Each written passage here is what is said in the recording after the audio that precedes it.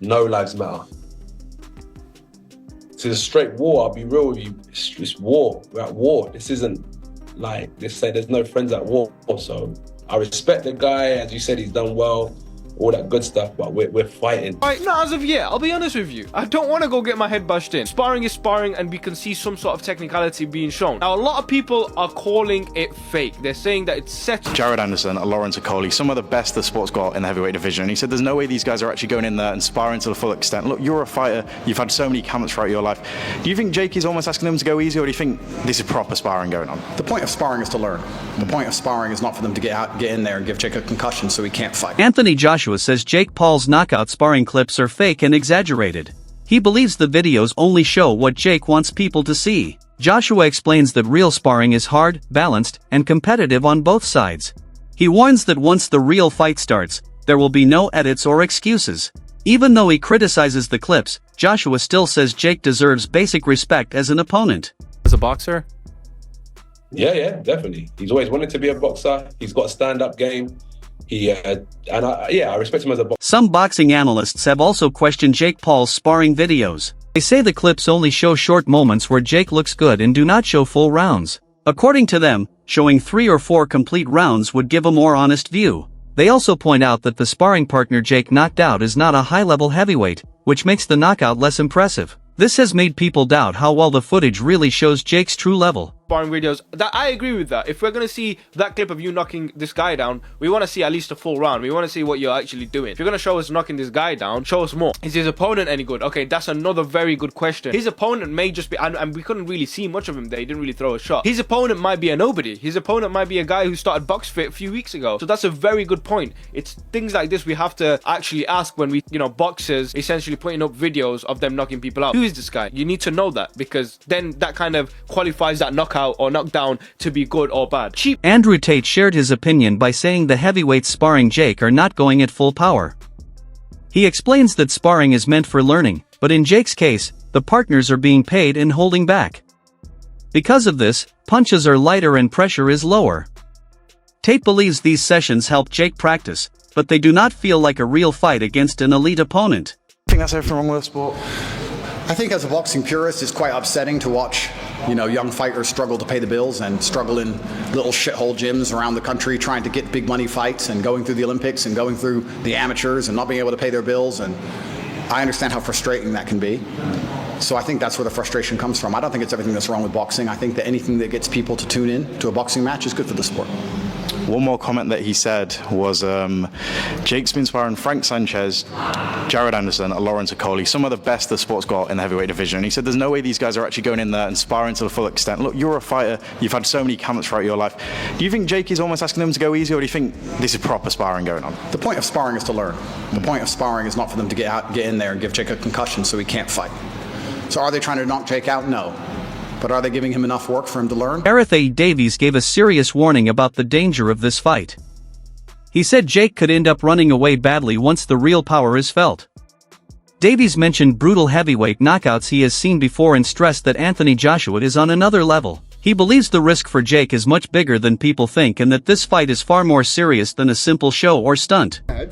Go on, I watched him knock out Francis Ngannou inside 2 rounds. Yeah. How can that go 3 rounds with Jake Paul? It's very hard to knock out somebody that just hasn't come to fight and somebody that's just trying to survive. And that's what I think will happen to Jake Paul. Do you think he'll run? I think he'll run like a thief in the night. Once he sees the size of Joshua, those little 10-ounce gloves that they're going to be wearing, he's going to be petrified and his backside will fall out. I went to the press conference in Miami for that a couple of weeks ago, and he was planning to motorboat AJ, and he thought differently of it when he was standing with him. Good luck with that, mate. No, AJ was he'd have got motorboated out of there. Listen, mate, listen. Good luck with that, because if he starts out with AJ, puts his chin out and starts trying to goad him in, I think Anthony Joshua will definitely iron him out early. Do you think he finishes his boxing career then? Let's hope so. If Jake Paul does something weird and wins, is that impossible? Nothing's impossible. Nothing is impossible. Highly unlikely, but not impossible. If you'd been invited to fight Jake Paul for 25, I've heard it's 25 million, That's me behind the scenes. Other people have told me it's 60. Other people have told me it's more for Anthony Joshua. If you had been a current world champion and you'd been offered that fight with Jake Paul, would you have taken it? 100%. So he had to take it.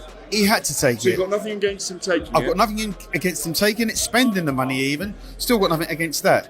My concern is for the health and safety of Jake Paul and the sport of boxing. Because boxing will be pulled into the dock if something happens to Jake. It would never have been like... Jake Paul has spoken openly about how tough his training has been. He admitted that sparring heavyweights has left him bruised and even caused a nose injury. While the videos show knockouts, analysts say the full story is more complicated. Some sparring partners seem to overreact to Jake's punches, making them look stronger than they really are.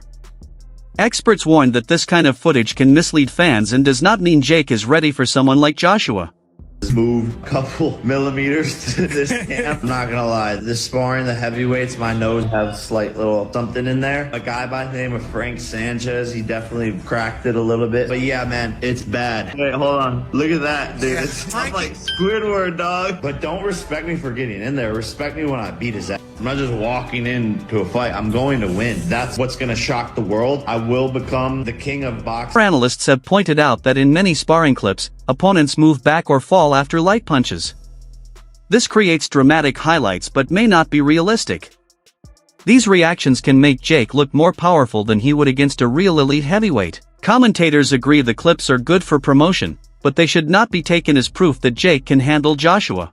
Shot did it or something like that. Like, even if you, especially if you see a replay, sometimes it happens so fast. Like, if it's a replay, usually like, oh, there's the one, or like you get a reaction when someone gets hit. You're not like, oh, I wonder if. Like, if you're questioning it, then typically the fighter gave in or decided to kneel down or push himself out of the ring or wanted to get out of the fight. You can tell right away. Like, when I land a body shot on somebody or when I got hit by a body shot, you could tell. I don't know, you guys can make your own assessment, but to me, this is a little sketchy. To me, the person he was boxing, obviously. BJ Flores, who has worked with Jake before, shared a different view. He said Jake's goal is not just entertainment, but proving himself as a real boxer. Flores explained that Jake is now choosing tougher and bigger opponents on purpose. In his view, this shows ambition and courage, and that Jake is trying to move beyond celebrity boxing. Tough fight, and to anybody in the industry, Anthony Joshua is a world champion, a gold medalist.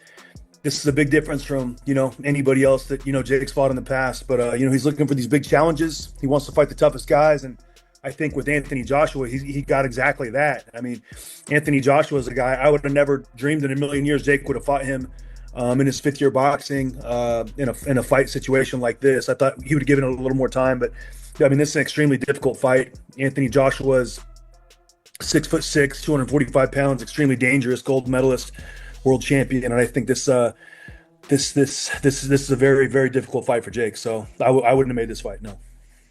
What do you give it in terms of percentage wise? Like 60% AJ wins, 40% Jake Paul wins, or 50-50, 70-30? How do you give it?